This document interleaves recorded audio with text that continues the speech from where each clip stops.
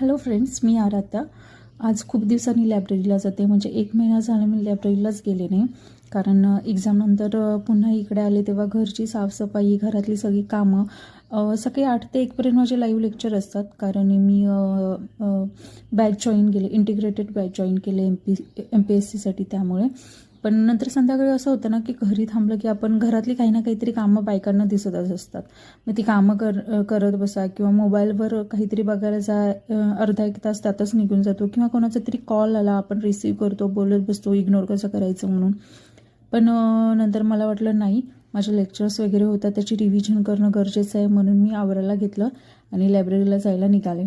तर जाता जाता म्हटलं की गरम गरम चहा पिऊन जाऊया. कारण आपण जेव्हा स्टडीला वगैरे बसतो ना, किंवा मला आहे ना संध्याकाळी 4, 5, 6 वाजले ना की चहा प्यायची खूप इच्छा होते.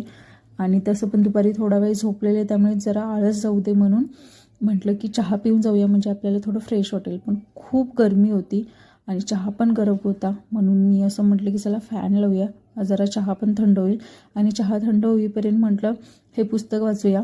मला पुस्तक वाचायची आवड आहे. हे गौर गोपालदास यांचं जीवन समजून घेताना हे पुस्तक आहे. खूप छान पुस्तक आहे. त्याच्यामध्ये खूप काही टिप्स दिलेल्या आहेत.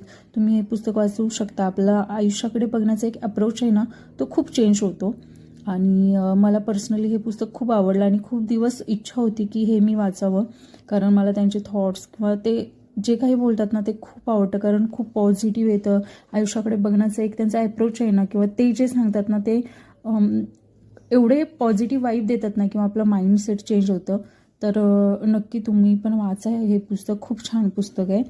मी मराठीमधून घेतलं कारण इंग्लिशमधून असं होतं की खूप काही गोष्टी मला तेवढ्या म्हणजे जेवढ्या आपल्या मनापर्यंत पोचल्या पाहिजेत, आपल्याला ते थॉट्स पोचले पाहिजेत, ते मला कुठेतरी मॅच झाल्यासारखं नाही वाटत. म्हणून हे मुद्दाम मराठीमध्ये घेतलं आहे. तुम्ही इंग्लिशमध्ये पण ते वाचू शकता.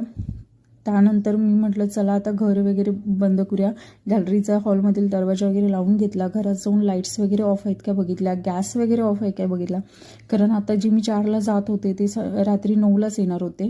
म्हणून म्हटलं सगळं एकदा घर पूर्ण चेक करूया की सगळं काही बंद केलं की नाही. आणि दुपारी असं झालं की माझं आवरलं नव्हतं, म्हणून मला घरीच ठेवून गेला. बोलला तुझं आवरलं की तू निवांत जा, मला वेळ होणार आहे. आणि मग मी म्हटलं ठरवलं की चला आता काही पण होऊ दे, आपल्याला जायचं आहे. कारण मध्येच मला असं वाटलेलं की राहू दे जायचं, पण फायनली डिसाईड झालं जाऊया.